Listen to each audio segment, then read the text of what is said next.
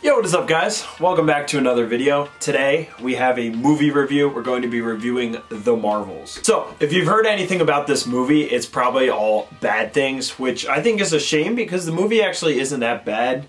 I think it's just a greater symptom of people getting sick of the MCU movies, which is valid. There's a lot of them, and there's a lot of Marvel shows as well, so I get that people are getting fatigued with the movies.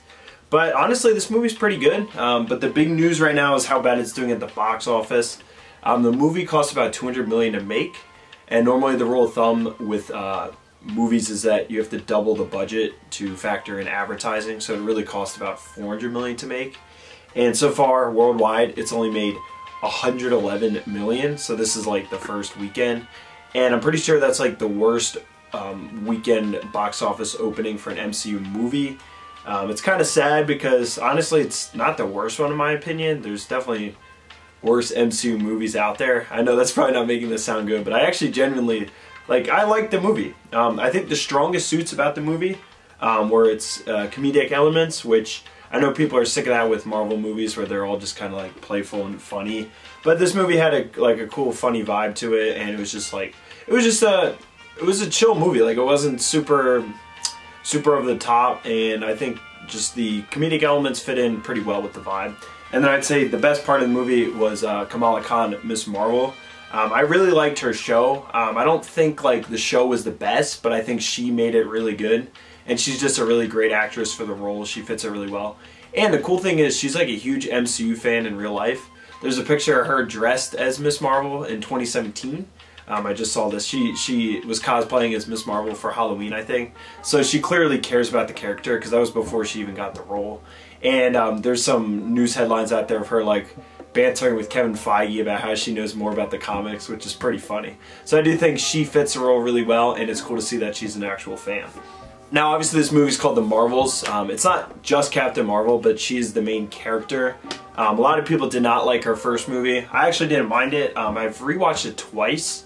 And on my second rewatching, I was like, this is actually pretty good. I watched all the MCU movies again, and I was like, I don't know why everyone hated this one. I know people have a problem with her in real life with just some of the stuff she said. I don't really know exactly why they don't like her. But a lot of the criticisms I see are just like pretty baseless. They just don't like her for no reason.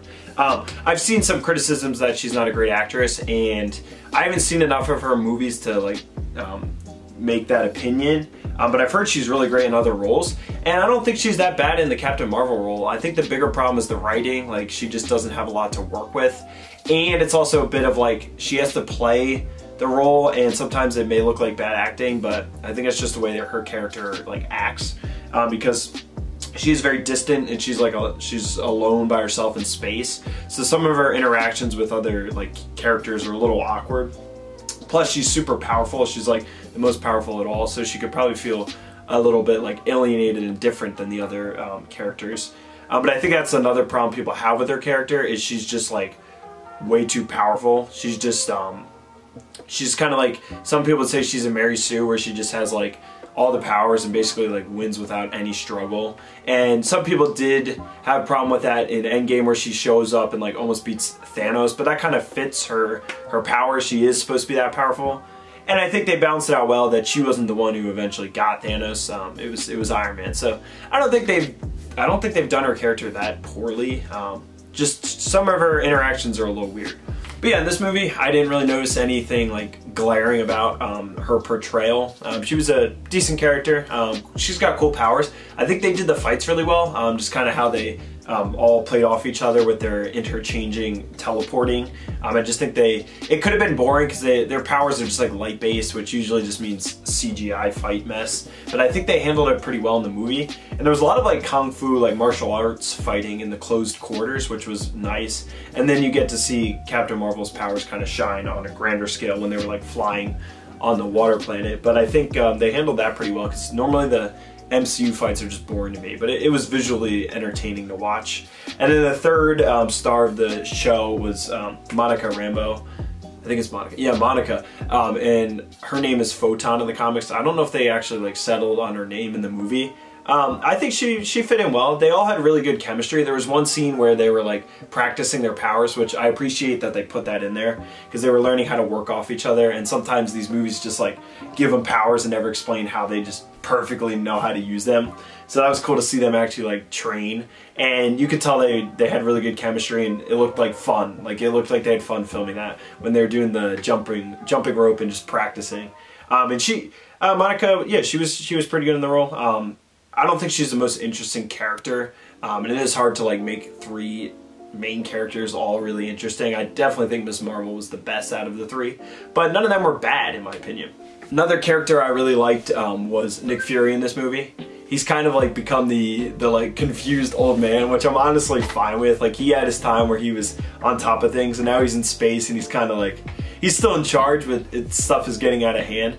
And then all the scenes with the cat was hilarious. I think the cat's name is Goose. It's not really a cat, it's a florkin, which basically it's just a monster. And there's a really cool scene where Goose gives birth, and that actually ends up being their way off the ship that's crashing because all the cats eat the people to transport them. That was really like fun, and that was just like I think that was a cool way of kind of like moving the plot along. It was just really unique and cool part of the story.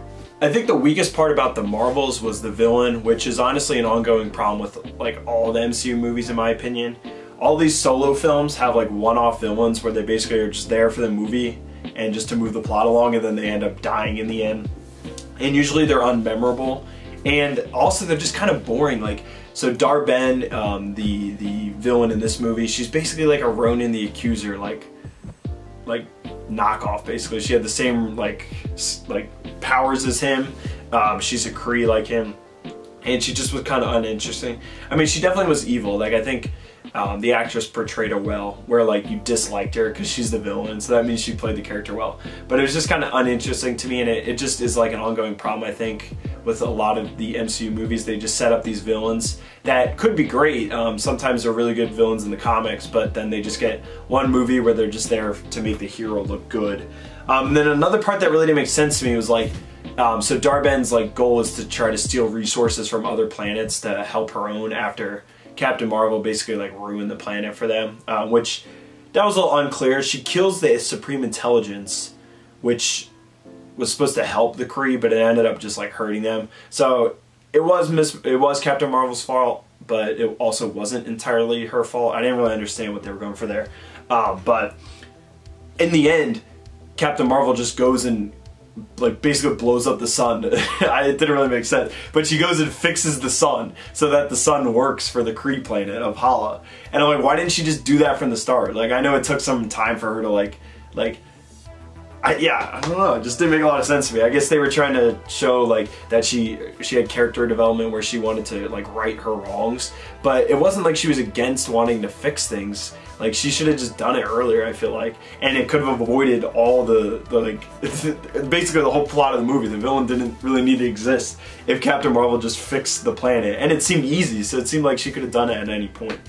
There were a couple like themes and messaging in the movie, which I think was pretty good. The one that I liked was how Captain Marvel felt like she couldn't go back to her family on Earth. She wasn't basically worthy because of the bad stuff she had done. And I think that was cool to show that she was vulnerable and that she had some character development where she realizes she's not perfect, but her friends will still love her regardless. And I think that was a good message to put out there.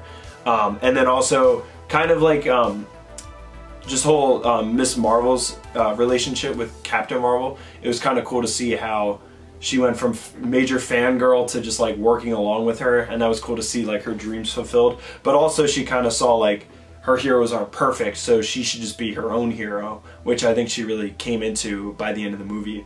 And then one other like tough decision they had to make was when Captain Marvel was leaving the planet where the Skrulls were, when they were trying to get them to escape the dying planet, and Captain Marvel had to yell at Miss Marvel. She said, "We have to save the ones we can," which I think was a pretty good like moral dilemma to put into a movie. You don't really see these like deeper themes in the Marvel movies, but that was a pretty good theme that they incorporated. Like, sometimes you got to make the hard decisions to save who you can, and that's kind of like the tough part of being a hero.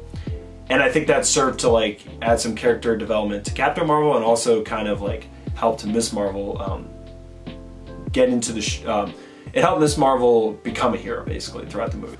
I avoided spoiling the movie up to this point pretty much, but I want to get into like major spoiler here at the end. The post-credit scene, I've been kind of disappointed by a lot of the post-credit scenes in Marvel, and I think this is becoming another problem for them. They're just setting up so many like random characters and plot lines in the post-credits, and they just never pay off.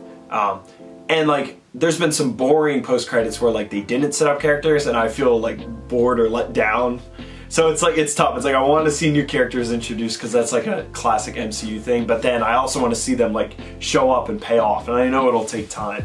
But this movie introduced Beast, and I believe it is the Beast from the X-Men Fox movie, because it's played by the same actor, Kelsey Grammer.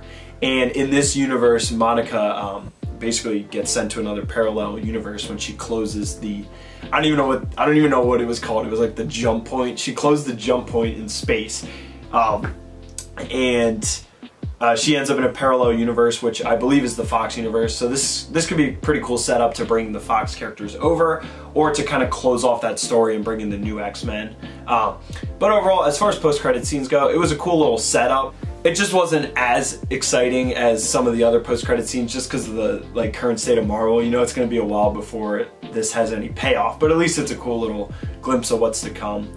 And I think Deadpool 3 will pretty much tie into what happens here at the end, and kind of, I don't know if he's going to fix the mess of the timelines in different universes, but maybe make more sense of it. But yeah, decent post-credit scene. Right before I end this review, I want to add the worst thing about this movie, which is just like an annoying trope in science fiction or like comic book movies, is the like science mumbo jumbo, where they just like say a bunch of words. It's ripping a hole in the space-time continuum, and it's like, it's so like just unnecessary. Like, the audience doesn't care about these like fake terms they throw out there. Usually it's just wrong anyway.